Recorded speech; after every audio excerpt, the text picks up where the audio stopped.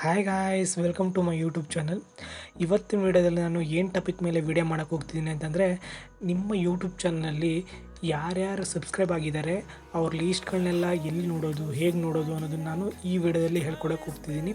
ಅದಕ್ಕಿಂತ ಮುಂಚೆ ಯಾರಾದರೂ ಈ ವಿಡಿಯೋನ ಫಸ್ಟ್ ಟೈಮ್ ನೋಡ್ತಿದ್ರೆ ಸಬ್ಸ್ಕ್ರೈಬ್ ಮಾಡ್ಕೊಳ್ಳಿ. ಹಾಗೂ ಈ ವಿಡಿಯೋ ಇಷ್ಟ ಆಯಿತು ಅಂದರೆ ಲೈಕು, ಶೇರು, ಕಮೆಂಟ್ ಮಾಡೋದನ್ನು ಮಾತ್ರ ಮರಿಬೇಡಿ ಅಂತ ಹೇಳ್ತಾ ಈ ವಿಡಿಯೋ ಸ್ಟಾರ್ಟ್ ಮಾಡೋಣ, ಬನ್ನಿ.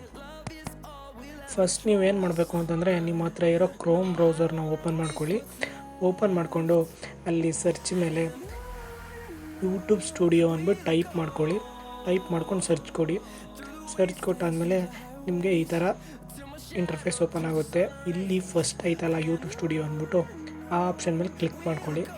ನಿಮ್ಮ ಹತ್ರ ಯೂಟ್ಯೂಬ್ ಸ್ಟುಡಿಯೋಗೆ ನೀವು ಫಸ್ಟ್ ಲಾಗಿನ್ ಆಗಿತ್ತು ಅಂದರೆ ಇದು ಆಟೋಮೆಟಿಕ್ಕಾಗಿ ನಿಮ್ಮ ಅಕೌಂಟ್ಗೆ ಕರ್ಕೊಂಡೋಗುತ್ತೆ.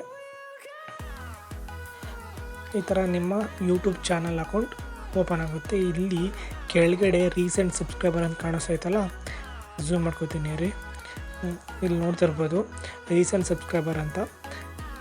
ಇಲ್ಲಿ ಸಿ ಆಲ್ ಮೇಲೆ ಕ್ಲಿಕ್ ಮಾಡಿಕೊಂಡ್ರೆ ನಿಮ್ಮ ಚಾನಲ್ಗೆ ಯಾರ್ಯಾರು ಸಬ್ಸ್ಕ್ರೈಬ್ ಆಗೋರೆ ಹಾಗೂ ಯಾವ ಡೇಟಾ ಸಬ್ಸ್ಕ್ರೈಬ್ ಆಗೋರೆ ಅದನ್ನೆಲ್ಲ ಇಲ್ಲಿ ಶೋ ಮಾಡುತ್ತೆ. ಮೇಲ್ಗಡೆ ನೋಡ್ಬೋದು ಲಾಸ್ಟ್ 19 ಡೇಸ್ ಅಂತ. ಅದ್ರ ಮೇಲೆ ಕ್ಲಿಕ್ ಮಾಡಿಕೊಂಡು ಲೈಫ್ ಟೈಮ್ ಮೇಲೆ ಕ್ಲಿಕ್ ಮಾಡಿಕೊಡ್ತು ಅಂದರೆ ನಿಮ್ಮ ಚಾನಲ್ ಕ್ರಿಯೇಟ್ ಮಾಡಿದಾಗಿಂದ ಯಾರ್ಯಾರು ಸಬ್ಸ್ಕ್ರೈಬ್ ಆಗೋರೆ ಅವ್ರ ಲೀಸ್ಟ್ನೆಲ್ಲ ಇಲ್ಲಿ ಶೋ ಮಾಡುತ್ತೆ. ಸೊ ಇದಾಗಿತ್ತು ಇವತ್ತಿನ ವೀಡಿಯೋ ಗೈಸ್. ನೆಕ್ಸ್ಟ್ ಕಂಟೆಂಟ್ನೊಂದಿಗೆ ನೆಕ್ಸ್ಟ್ ವೀಡಿಯೋದಲ್ಲಿ ಸಿಗ್ತೀನಿ ಅಂತ ಹೇಳ್ತಾ ಈ ವಿಡಿಯೋನ ಇಲ್ಲಿಗೆ ಮುಗಿಸ್ತೀನಿ.